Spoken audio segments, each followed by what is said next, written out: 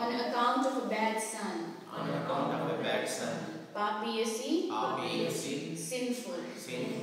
Kirti, reputation. Adharma, irreligion. Cha, also. Mahan, great. Mrinam, of men. Yataha, from which. Virodha, quarrel. Sarvesham, of all people. Yataha, from which. Adihi, anxiety. Anantakaha, endless. Translation and purport by Śrīmad Bhāgavatam. A sinful son causes a person's reputation to vanish. His irreligious activities at home cause irreligion and quarrel among everyone, and this creates only endless anxiety. Purport. It is said that a married couple must have a son, otherwise their family life is void. But a son born without good qualities is as good as a blind eye. A blind eye has no use for seeing, but it is simply unbearably painful. The king, therefore, thought himself very unfortunate to have such a bad son. It is a short purport, so I move on to the next one. It is the same trail of thought also. Text 45. Kastam prajapadesam vayam atma pandito bahumanyeta yad artha kleshada. Translation. Who, if he is considerate and intelligent, would desire such a worthless son? Such a son is nothing but a bond of illusion for the living entity, and he makes one's home miserable. This one has the purport, so I move on to text 46. Kad apatyam varamanye sad apatyak champada nirvidyeta grihan martyo yat klesha nirvagriha. Translation. Then the king thought, a bad son is better than a good son, because a good son creates an attachment for home, whereas a bad son does not. The king began to think in terms of attachment and detachment from one's material home. According to Prahlad Maharaj, the material home is compared to a blind well. If a man falls into a blind well, it is very difficult to get out of it and begin life again. Prahlad Maharaj has advised that one give up this blind well of home life as soon as possible and go to the forest to take shelter of the so attached to their homes that even up to the point of death, they do not like to retire from home life. King Anga, therefore, thinking in terms of detachment, accepted his bad son and detached from his home. Ultimately, one has to learn how to detach from him. Dadati swapadantikam Krishna. A cruel person, and this being a part, he was means to deliver. So the very word Kshatriya means one who protects you from attacks, who gives you protection, who delivers you from evil. But as we see in these purports, that Vena, the son of King Anga, is doing the opposite. Instead of giving protection to the citizens, to the people of his country, being the son of the king, he's actually hurting them and harming them. So it is said that to successfully execute something, you need two things. You need both karma and you need guna. So guna actually means the qualities, the indicators. So here King Anga's son Vena, he had the karma. He was born in the family of kings. He was a Kshatriya. But he did not have the qualities of as a son of a king, not behaving as a Kshatriya. So as a result of this behavior, then King Anga, being the father, was deeply aggrieved. He was very, when one goes through that King Anga opulence of his kingdom, he leaves all the country and he goes to the forest. So then how does this happen? So usually we see that in various aspects of our life, usually there is one aspect that is very important to us. We want to meditate on one particular aspect of our life and that becomes a very strong attachment for us. And then we chase after it. And after making a lot of efforts and after a lot of hard work, we may actually achieve what we want. And then that gives us temporary happiness. But we don't know that it is temporary. So we keep this case, King Anga was very hard for his son. He's suffering. So then what happens is that, and son, usually when the son is born, parents have a lot of high hopes. He will bring us fame and name, and he will bring us good fortune and all these things. And parents already are imagining a lot of things and having high expectations from especially a son. And then at the time of death, then the parents expect that the son will deliver them. Because there are a lot of samskaras that only a son can do for the father and mother after they have departed. So so then he understood all this, and then King Anga, also being a pious and a sensible king, he knew that children should be reformed from early on. And since this boy was, even as a child, showing signs of demoniac qualities, then King Anga made a lot of efforts to reform him.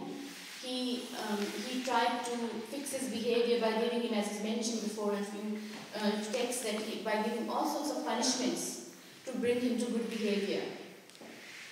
And with children, it is said that better work on them when they are young. A stitch in time saves life, which means when there is a little bit, you have a cloth or a kurta which is a little bit torn, you fix it there and then. Or otherwise it keeps getting worse and worse and it comes off from the seams and it's completely gone. So similarly with children, if you work on them and if you are working on especially their character, which is considered the most important, at that young age it is easier to correct them because they don't yet have a false ego. They're very innocent and they like to listen to the parents and they like to please the parents. That is their psychology. So then King Anga was trying his best to fix his son. He wanted to have a good son, not a bad son. But as we see that in spite of his best efforts, as is mentioned, he was not able to fix his son's behavior. So then these couple of verses actually show his reflection, what to do now. He is now wondering what to do now that his son is not going to behave himself. He is going to behave in a sinful manner, and this is bringing a lot of anxiety to him. So he's having two trails of thoughts. In one text he mentions that it is those people who do not have a son must have actually done a lot of pious activity, that they do not have a son to give them misery. He was actually thinking like that. And then he's thinking, maybe actually I'm better off because I have King Anga, because he is becoming detached. And comparing this to a fruitive worker who just wants to jump from one object of sense gratification to the next. A fruitive worker does not try to think and reflect that the time, energy and effort that goes in to get moments of enjoyment is far, far more. The hard work that a person has to do to get even a few moments of enjoyment is far more than the actual happiness that we attain. It is said that for every moment of happiness that we get, we have either suffered for it in the past or we will suffer for it in the future. That is guaranteed. Nothing comes for free. And even then, it is unfortunately very temporary. It passes. We lose interest in it. And soon we move on to the next thing. So this is how the mentality of a fruit worker is, that they move on to one thing and then to the next object of sense gratification and to the next, without realizing that all their hard work is actually in vain. But a Jnani thinks better than that. He's actually able to think and reflect and realize that there is actually no happiness in this material world. No matter how much hard work you do, you don't really get anywhere. But better than that is a bhakti yogi or a devotee who realizes that it is not about this material body, nor is it about enjoying this material world, nor is it about any happiness we are trying to get out of our pursuits. It is all about our relationship with Krishna. And that is called devotional service to Krishna. They come to a stage of executing devotional service to the Supreme.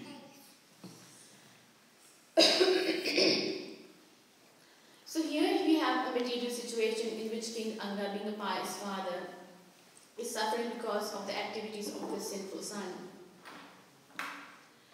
And he decides, he's contemplating on leaving home, he's contemplating on becoming detached. So from different pastimes in Śrīmad Bhāgavatam, there's one thing that's quite common, which is that a lot of the kings, after having done their duties, their kingly duty, so there is enjoy materially, live an opulence life materially, get fame and name and family and children, all those things. So that is karma unmukhi sukriti. So you've done good things in the past. As a result of that, you're enjoying material opulence of all sorts.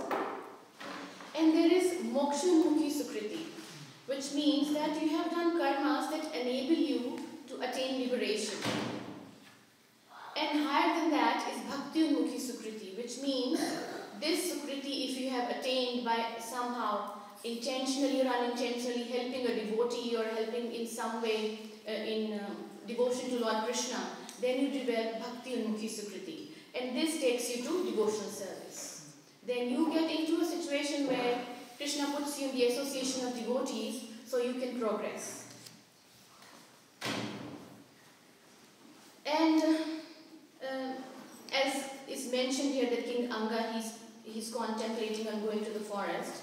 Then it is mentioned that Varna-ashrama is actually designed like that one must go to the forest. So that's why this was his next step. He thought he was not happy in family life and it was giving him any pleasure, so this is the next step he had to take. He had to go to the forest. But then we have to be mindful of one more thing, that just aversion with a particular situation may not always lead to detachment. If a person just has hatred or aversion with a particular situation or a particular person, you may move on from that situation, you may be able to avoid that situation, but you will again put yourself in a similar situation because you have not become detached.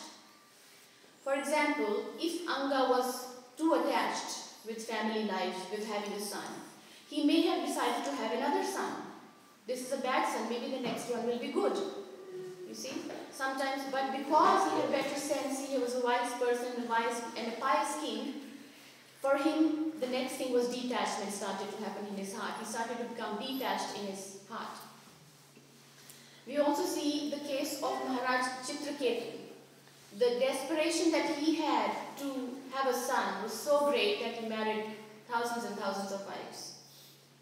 You see, and for him also, the son himself became the cause of his detachment.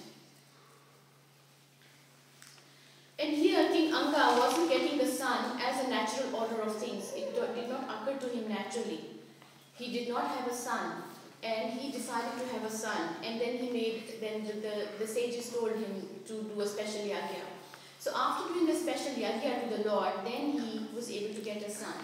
So sometimes when some things come naturally to us as a part of our karma, and they are okay to have. And some things when we are desperately after them and we are stubborn to get them, and then we get them, that's when the problem starts, because they are not meant for us and yet we desire them. But it is said for devotees, the Lord fulfills our desire in such a way that He actually gives us the shelter of His lotus feet. And we become detached from that particular desire that we have. We no longer have that desire.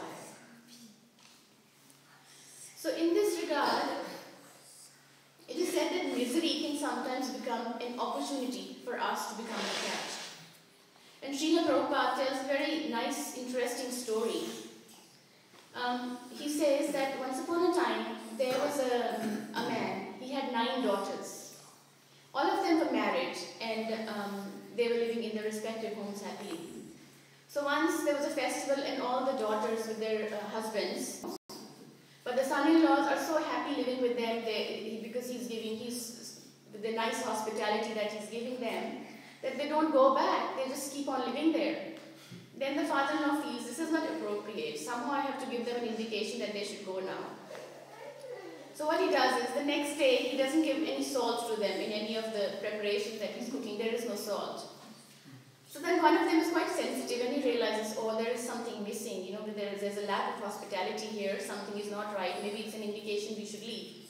So one son-in-law with his wife, he goes. And then the next day, the father-in-law again doesn't supply the next thing. And then another one gets an indication, okay, maybe I should leave. He goes. So like this, all of them leave, but one of them, as Srila Prabhupada says, he was a real rascal. He doesn't go.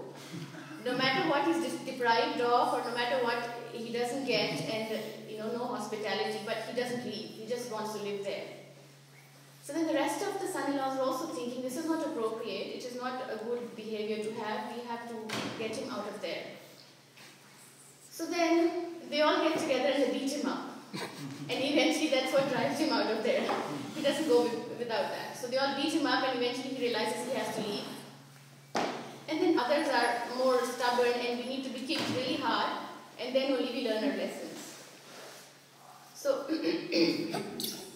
then Prabhupada also says that it is like going to the forest. We go to the forest going to the desert. It is like going to the desert and we're looking for water in the desert, but there is no water in the desert. One thing after the other will become the cause of a struggle. So it keeps coming, there is no stopping. Just like in the ocean, there are unlimited waves, day or night. So similarly, as long as we are in the fast world of life, there will be waves of misery that will keep coming again and again. So then, as Krishna also mentions to Arjuna in Bhagavad Gita, Yehi samsparsa japoga dukha yonya evate adi antvantya kanteya na teshu ramte buddha. Na teshu ramte buddha. An intelligent man does not involve himself, does not engage in these material pleasures because they have a beginning and they have an end. So an intelligent man understands that if I get involved, then at the end I'm only going to be suffering. So these are like two sides of a coin, suffering and happiness. If there is happiness, suffering is bound to come. Srila Prabhupada also says that we are trying to enjoy in household life. But he says we are trying to enjoy with what? We are trying to enjoy with property that belongs to Krishna. So in a sense he says we are thieves. We are thieves who are trying to enjoy with the property that belongs to the Supreme Lord. Because Bhoktaram Yagatapsam, only he is the one who is meant to be the enjoyer. Only he is the one who is the proprietor of everything. So everything belongs to him. So even if we have some opulence and qualities and skills, they have to be used in the service of the Lord because they all eventually belong to him. As I said, Lakshmi belongs to Narayan. It is meant, and Lakshmi Devi is always massaging the feet of Lord Narayan. So Lakshmi is only meant to be used for the Lord, the service of the Lord, not for anything else. So then,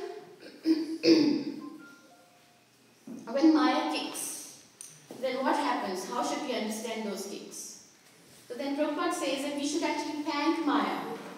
We should thank her for giving us this realization, because realizations are only caused after suffering. There are very few intelligent people who will actually understand without any suffering. Most of us only understand when we have to go through a lot of suffering.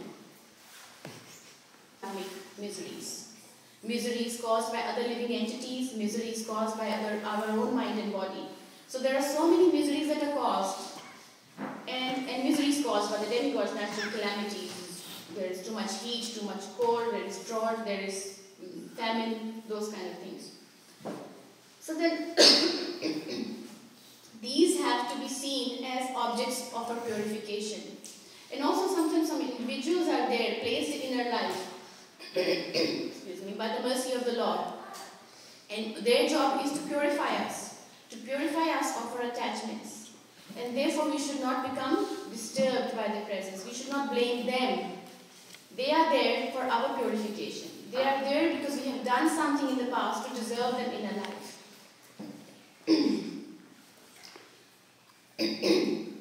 Srila Prabhupada also mentions that when one is separated from his family and relatives and his household or grihastha life, then one who is not disturbed by such separation is called dhira, or a person who is patient. It doesn't matter to him. He's away from the family and he has, and it doesn't matter. He's able to move on. And then there is also sannyas, which is impersonalist sannyas, which means it is out of frustration. You are too fed up of material life, you are too fed up of your family life, and you just want to go away from it. But that is impersonalist sannyas, where you just are frustrated from one thing and you're thinking running away. Avoiding it is the solution. However, it is mentioned, Srila Prabhupada says, a Vaishnava devotee is so attached to the lotus feet of the Lord that all these material opulences, material attractions, they're no longer fascinating. He is no longer attracted towards them. Just because he has become attached to something far more superior. He is experiencing bliss and happiness at a higher level. That is why this lower taste does not attract him anymore. And Srila Prabhupada also mentions here in text 46 purport, he mentions about Prahlad Maharaj. And Prahlad Maharaj has said, Hitvat napatam grihamandapupam. This is a very strong warning he actually gives about family life. He says one can become so engrossed in the family life, in wife and children, become so attached, that we just completely forget the real goal of life. And he actually calls it griham andapupam. It's like what?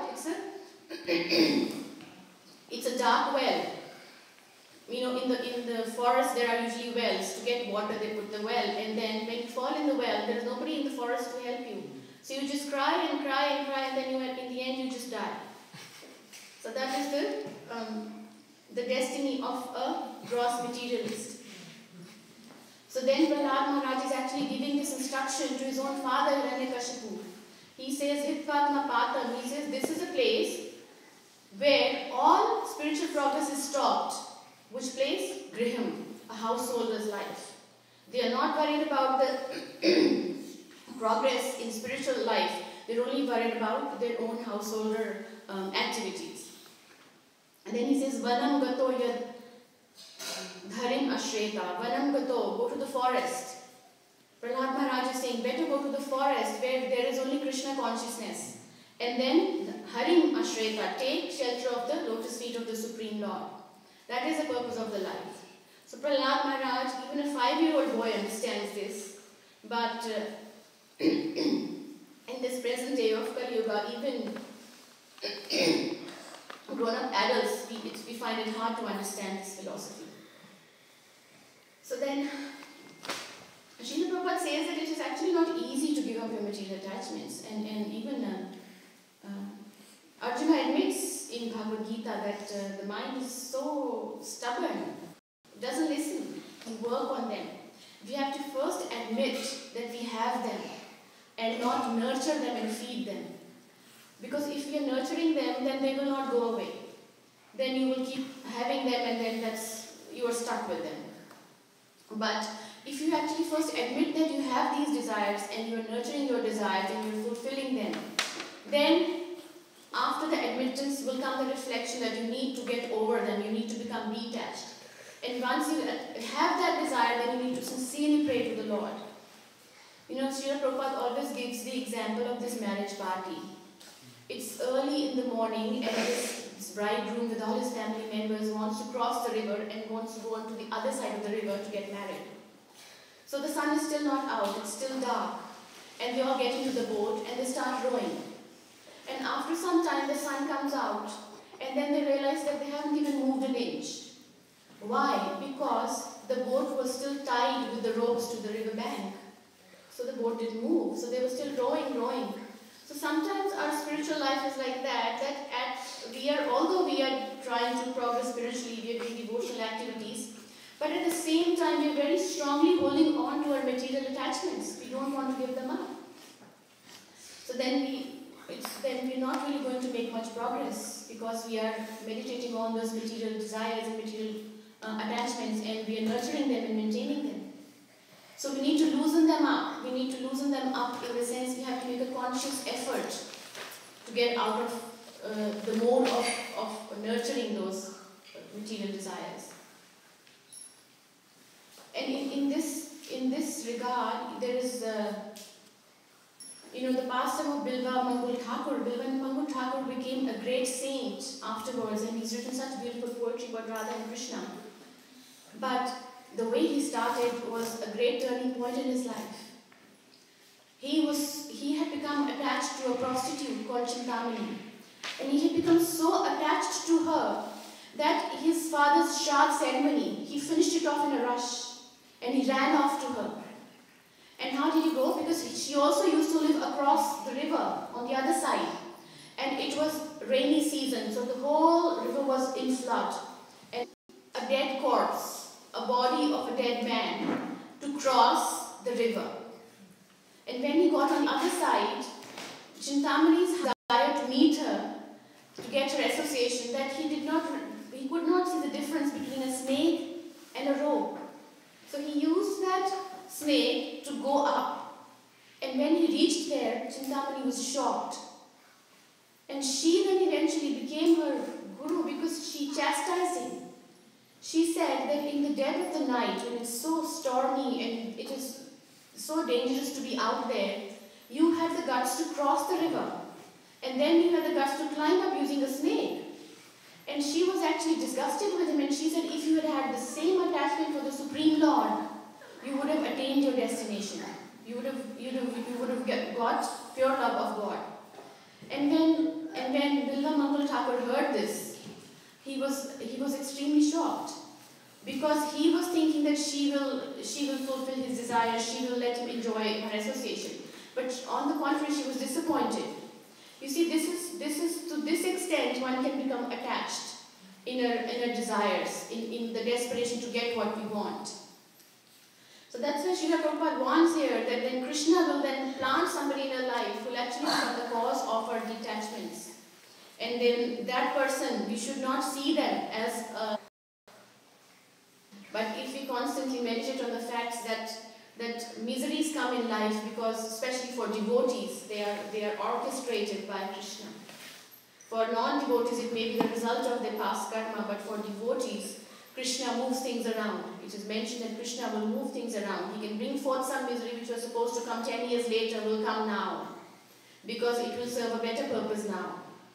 Or something that a serious trauma or serious suffering that is meant to come now, Krishna will move it on later in life, because that time you will become more strong in your devotional service. You will be able to endure it. So you see, because a devotee is very, very dear to Krishna. He will not let anything happen to us that will deviate us from our devotional service to him. That's why he can even shift things around, even our karma, to allow us to progress spiritually. So this is a situation which a devotee has to face. But then we always have to remember this, that miseries and suffering for a devotee come from the Lord. They don't come from our natural reactions. Because Krishna says clearly in Bhagavad Gita that I will take them away. You just surrender unto me. So the extent that we surrender to the Lord, He takes them away. And then He slowly and slowly helps us in progress by bringing detachment. But it also has to be conscious effort from our side. The Lord is working on us. He's always working on us. He wants all of us to turn back to Him and come back to Godhead. But then we also have to make a conscious effort to go back to Him and align our desires with His desires. And Srila Prabhupada has made this process so easy for us. He says, just chant the holy names of the Lord, and that will bring love of God. Associate with devotees, eat prasadam. And that is very simple. And what makes it easier for us, especially in ISKCON, is that we have so many festivals. We just had Janmashtami, which was so enlightening. and it gives us that boost of energy where we can put our extra effort. We wouldn't be able to do it if the Lord was not reciprocating with us. Because the Lord reciprocates with us in the heart, that's why we are able to push ourselves so much and do so much service for Him. And then now Radha Ashtami is not too far away, only a few days away. So in Golok Vrindavan Dham, in Braj Vrindavan, there is a place called Rasmandala. So Rasmandala is it's a beautiful place. On one side of it is Satsaranga, the mountain that has manifested as Govardhan in Bhuloka. So once the Supreme Lord was in that forest, and it is said that there were beautiful malati flowers and malika flower gardens over there. And he was sitting on a throne in that garden, a gem-studded beautiful throne. He was sitting on the throne. And he suddenly had this desire to enjoy.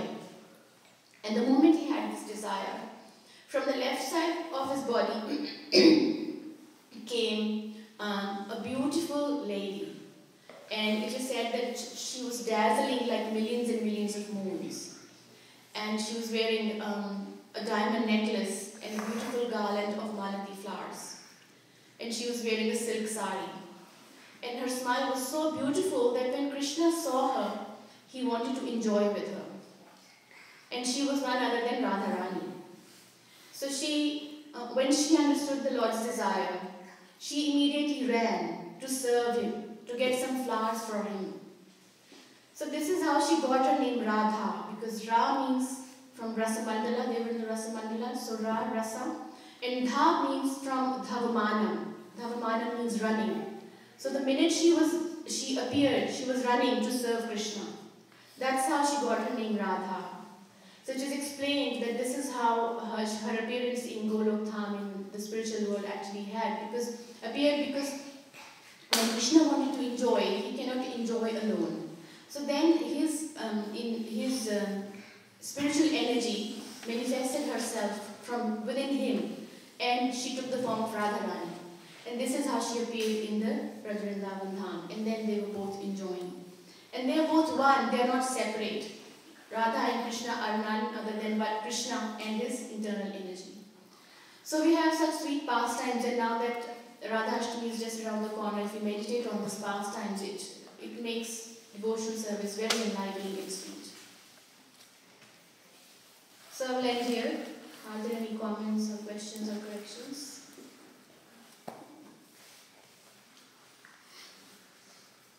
Yes, Krishna. Why did Ashwatthama have a jewel on his head? That question's a bit out of context. But I can answer it later for you, yeah? Is that okay? So let's focus on the verses that we have covered today. Okay? Yes, Can you understand? We hear the past one that Radharani appeared. Since they're always there. So that is the thing, it is very difficult to understand because with a limited intent as a pastime, how she appeared in the material world, but then how come she appeared in the spiritual world? But then we have to know that with a limited intelligence, how much can we understand? And we have to have faith in the pastimes that the acharyas have told us and how they manifested in the spiritual world. And in due course of time, with the mercy of the Lord, when we become eligible, then this theoretical knowledge also becomes realized knowledge. That is how I can understand, but you can comment on it. Yes, please. What's number 46 at the end of the book? First thing is someone is having a bad son. It's a great quote, as we say in the case of Maharashtra. But if someone is having a good son where they expect that they're going to be with them from the future, if someone is neither good or bad in the medium and a person enjoys his family life, what's the hope for them, What's your advice for No, Prabhuji, not my advice, but Prahlad Maharaj has clearly given his views on that, and he has actually said, if you have a good son and if you're thoroughly enjoying your family life, you're in Griham Antakupam. That's it, you're finished.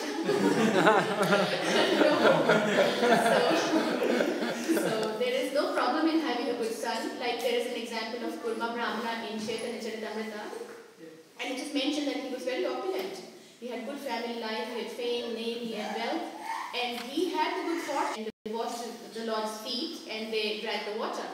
So Kurma Brahmana, although he was a householder, but he was completely detached, and he understood. He understood that this material life householder life is a risky situation. So he said you can remain in your householder life and yet become a great devotee. You see, the choice is ours to become completely engrossed in our grihastha ashrams, in a householder life, or to live a life of detachment in spite of so many attachments. You see, as a householder we have husband or wife or children, parents, grandparents, relatives, wealth, detached. So that is up to us. Yes, you mentioned how if you are facing trouble, then you see as a Krishna's mercy and how he wants to improve you. But what if you reach to a stage where you feel like it's getting too much and you start feeling demotivated in your devotional life? How to keep that? Of course, understanding so much that this is your karma or it can become, but it's sometimes where practically to apply that, it gets really hard in life. So it does not mean that if difficulties come in our life that we do not do anything about it. We always make a reasonable effort. Like for example, when we get sickness and disease, we usually go to a doctor. We want to fix it, right? We make a reasonable effort to get out of it. Or if the house is leaking, you don't see, oh, Krishna's mercy, we have to get wet and not be able to sleep all night. No, we will try to do even other things in life that we do. Our focus ultimately to engage in devotional service, then all those efforts are also counted as part of your devotional activities. And it is not that you let a situation become so severe that then it starts to disturb you. It is always good to not wait for it to get there.